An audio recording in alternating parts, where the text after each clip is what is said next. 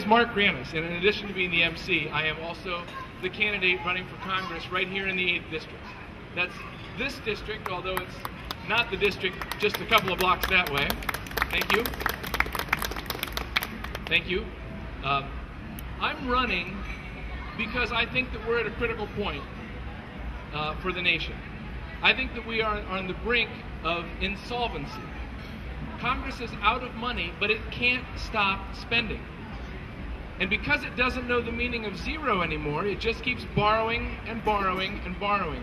And the debt gets higher and higher and higher. This cannot go on forever. Collapse is not inevitable, but if we don't change direction, we will end up where we're headed. We have to change direction. Now, you could look for a change in direction from the party that happens to be out, but you know what? If you're allowed to vote this fall, if you're old enough to vote this fall, then you can remember, since you were sort of politically aware, having a Democratic president with a Democratic Congress, you can remember having a Republican president with a Democratic Congress, you can remember having a Republican president with a Republican Congress, and you can remember having a Democratic president with a Republican Congress. You've got all four of the possible combinations of those two parties. And no matter which of those combinations happens to prevail at a given time, it seems that things get worse. The government gets bigger and bigger, the debts get higher and higher. And even in the years in the late 90s when people say, oh, the budget was balanced back then, it wasn't if you take out the Social Security Trust Fund. In other words, if you don't count the money that we took from retirees and spent on other stuff, the budget never balanced.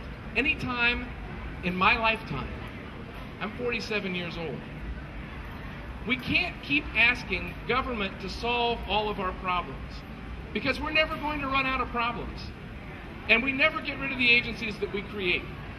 So we have to ask government to do less and we have to do more for ourselves. And that's the message that I'm trying to carry. The principle that does that for you is not the principle of, hey, let's get ourselves elected this November. That principle doesn't do it because we have a nasty habit of voting for the guy who has the quickest tongue and the biggest imagination. The guy who can dream up a program to solve any problem that we can identify for ourselves. We have to stop doing that. We have to adhere to a principle of what government does well. And the libertarian message you're hearing tonight is that government exists to protect our rights. Government exists to protect our persons and our property from violence, from coercion, from theft, from fraud, from broken promises. That's what government does well. When it does more than that, when it tries to do more than that, it not only does it badly, but it has unintended consequences that can actually do harm to our society. You will not pull government back to the right point without a limiting principle. And that limiting principle is our equal liberty under law. That's what the Libertarian Party stands for. Not anarchy, liberty under law. Minimum government, maximum liberty. There's more that we need to do besides clean up our budget, though heaven knows that would be that's a big enough task and it would be a big enough accomplishment. But we also need to clean up some of the bad law that's been made with civil liberties over the past 10 years. Under Presidents Bush and Obama, under several different alignments of Congress, we have successively allowed the government to spy on us without warrants, to detain us without charges, and to punish us without trial.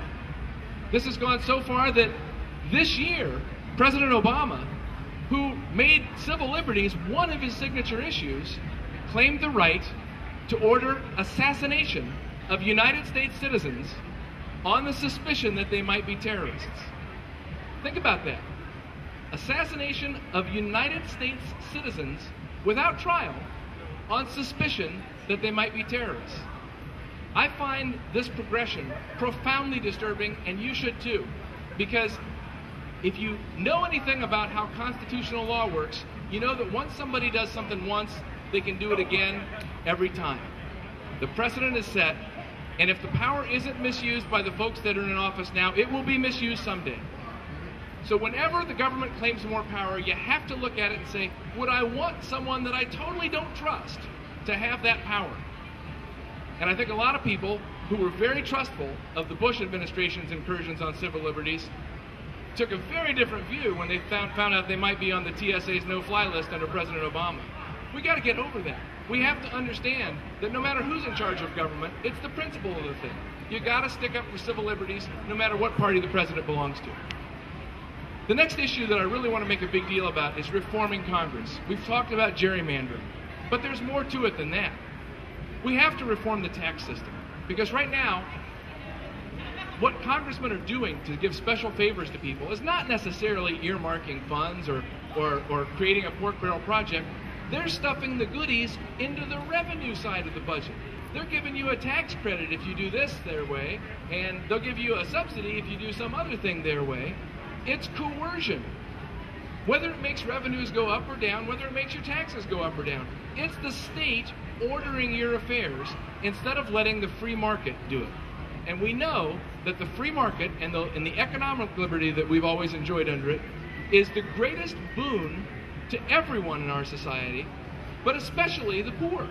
We know that we can't improve on that, so we need people in government who won't even try. We have to reform Congress. The final piece of my reform Congress piece is term limits. We've got to have term limits. We've got to have it. I was looking at the issue ratings for some of the congressmen the other day, including my opponent, Chris Van Hollen. He's been there a long time. He served 4 terms already. You know what? He used to get much higher ratings from the American Taxpayers Union than he gets now. They go down and down and down. How do you think that happens? It's not that he got dumber. He's a very smart guy. But once you get into that bubble, you are almost instantly isolated from the real world. You're not thinking anymore about how people put food on the table. You're not thinking anymore about how people run businesses. And you start to succumb to the illusion that you actually can create jobs. They can't create any jobs. We create the jobs by demanding things from each other, by wanting to satisfy human needs, and by our drive to satisfy those needs and provide value to our friends and neighbors. It's the free market, it's our drive to be useful that creates jobs. We need to get back to a government that understands that and gets off our backs. That's enough. You've heard a lot of speeches tonight, so I'll stop right there. The only thought I'll leave you with is, please, if you want to cast a vote for a smaller government, cast a vote for a Libertarian. Don't worry about whether the Libertarian's going to win or not. You have to start voting for what you want. Because voting for the lesser of two evils has not gotten us anywhere. We can't let the two major parties simply take turns screwing things up. The country can't afford that. We can't afford another cycle of that. So please, let's try something different. Please vote Libertarian this fall. Thank you all for coming out tonight.